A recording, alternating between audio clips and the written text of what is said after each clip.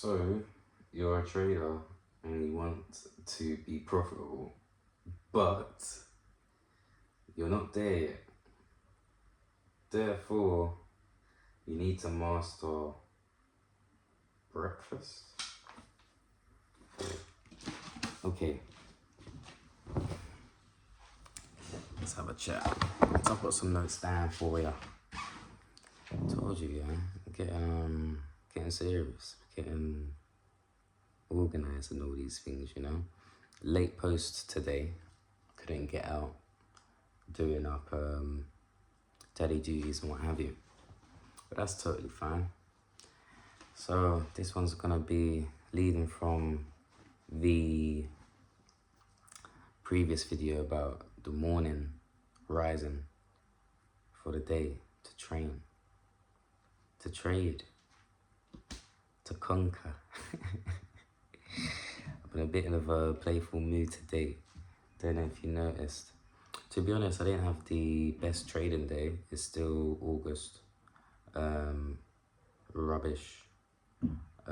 Price action. Distributions absolutely silly.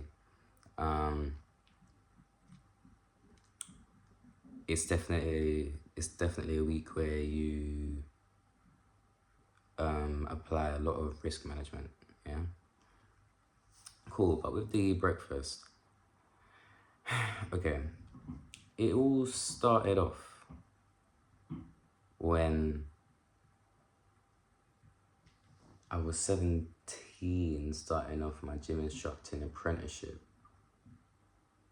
But I didn't know at the time. Stay with me. So, being introduced to the whole getting up and go to work was a bit different for me because in school I didn't always eat breakfast, if ever. I remember it was my last year of school in year 11 where I decided, all right, cool, I need to stop selling my ticket and stuff like that, and actually eating food. I started to think about maybe gyal or putting on weight, like muscle-wise, being heavier. Something to do with a social element, you know what I mean?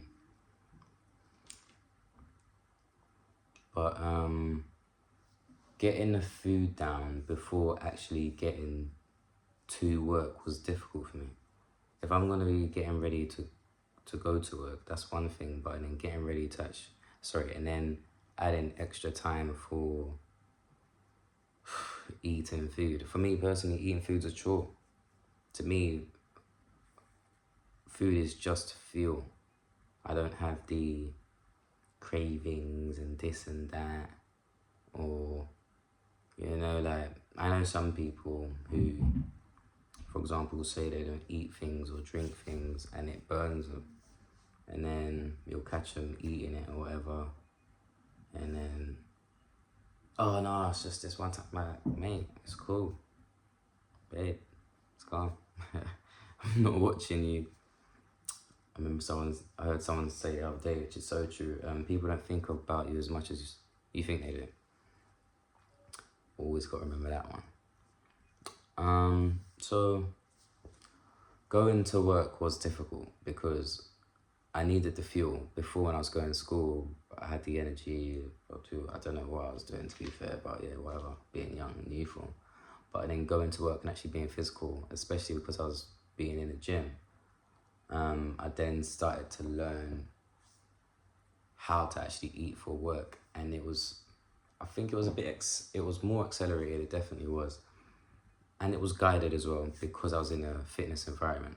Do you know what I mean? So I'm writing, when you're doing a level 2, you're writing plans, but you're not actually qualified or have any know-how until you reach level 3 to talk about nutrition and stuff.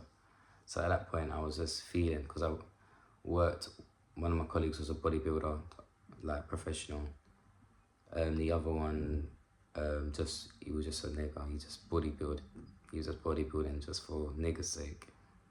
He actually went to my school. I think he was like 6 or 8 years older, so I never went to the same school as him. But his little brother went was also went to the school, and then yeah, that's when we clocked. Boom, boom.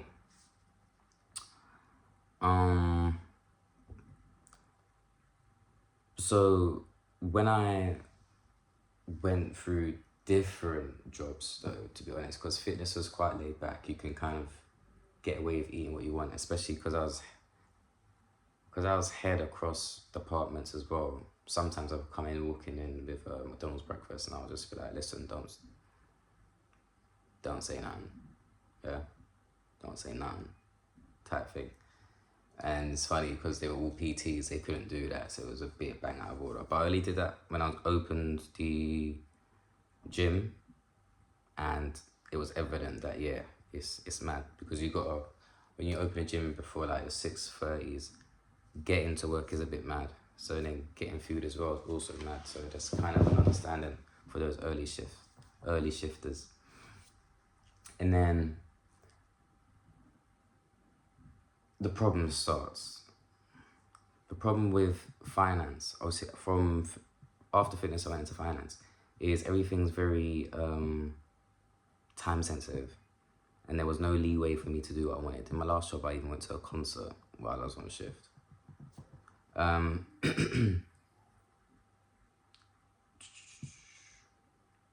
So yeah, being the corporate, working in mortgages, I can't remember the stupid name they came up with for me, because I kept leaving my seat. I only left my seat to go for a walk, do you know what I mean? I was always first in the office and last to leave. I took my work very seriously, so it wasn't a case of I was never doing my work, so I never got fired for it or anything like that. It was just a case of, just from an ergonomics perspective, sometimes I want to get up and go for a walk, do you know what I mean? Like, stretch my legs, yeah. But whatevs. So trying to fit in the food, because remember, I was wearing Charles Tyrwhitt shirts, sexy suits. They were fitted and they were cut for my fit. I can't, when you're wearing suits and stuff like that are tailored, you can't be fluctuating in weight. There was a time when I had like 6-7 suits, just because of different sizes, do you know what I mean? Fluctuating. So, and that was down to even dad boarding, early 2017, or putting on weight, like muscle. My thighs, I'm Ghanaian, my thighs that I grow out. So from I start trade, for example, when I was squatting 100 kg, I had bigger thighs. So that means another suit. But the change, I would say, is when I found, funnily enough, the blender. And it's funny because when I was younger, I loved energy drinks. I always declared I'd prefer drinking stuff instead of eating, and having energy drink and just running around was easy for me. Oh, a malt. Oh my days. Thank the Lord I'm Ghanaian. A malt? So, the blender was good for me because I was able to put the food into the blender and then drink it, obviously. But the reason being is because I was always on the go. I was a hustler. So I was always trying to be on the go. Didn't have time to stop for food because I was trying to manage so many things at once. So getting those metal protein shakes, bottles, I'll show you one day. Get one of those, indestructible, man. Drop it on the floor 1,000,000 times. When you're tired, just drop it quickly. Drop it, keep going, do you know what I mean? Yeah, man, good for business. And then that streamlined everything, because now I can put things in the shake bottle and then, like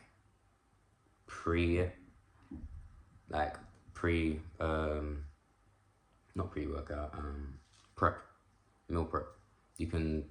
I can bung it. I can bung something in the fridge for tomorrow. Do you know what I mean? I can quickly blend up my oats, sesame seeds, hemp. What else did I have in there? Seeds. What am I talking about? I had my hemp milk as well. Oh no, those days smoothied it, so I blended it with a apple, cloudy, or an orange juice,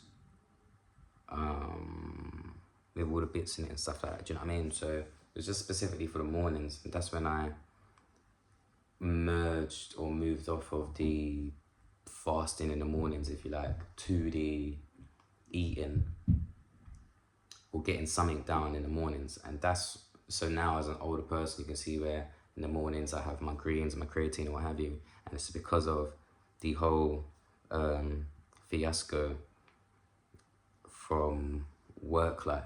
Do you know what I mean? Again, because in school I didn't have good eating habits at all. Work life, you know, pressure makes diamonds. It forced me to figure it out. So, yeah, the power of the blender, serious. The biggest thing or the biggest takeaway from this is the routine. Because if you know what to eat, the next step is to eat. And I'd say that the hardest thing is when you're out and about. For example, I worked in central London, so food would cost me at least £10 per meal. If I keep doing that from a London perspective, you'll probably run out of your, like the 20% at the end of every month. You'll probably run out of it in the first 2 weeks. So then you're a bit screwed. So you need to figure out how to still eat and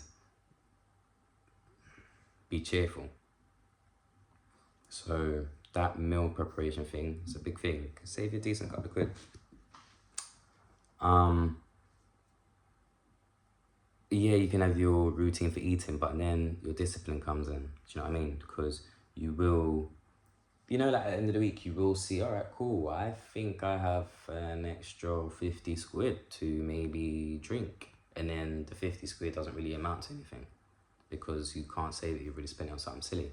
But then the problem is you've added another toxic or coping mechanism into the mix just because you've got more money to play with.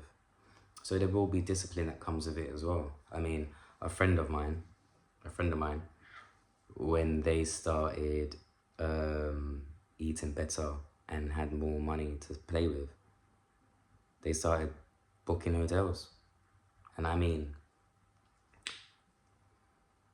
going out, buying a couple of drinks, finding out it's such and such's birthday, tried to dodge it, still ended up there, buying drinks, booking a hotel, then getting to the hotel and realizing that, what did he do? He booked the hotel for the day after, so he had to book that day again. So then he ended up having 2 days out of nowhere for no reason. Story for another day. Students, thank you for your time.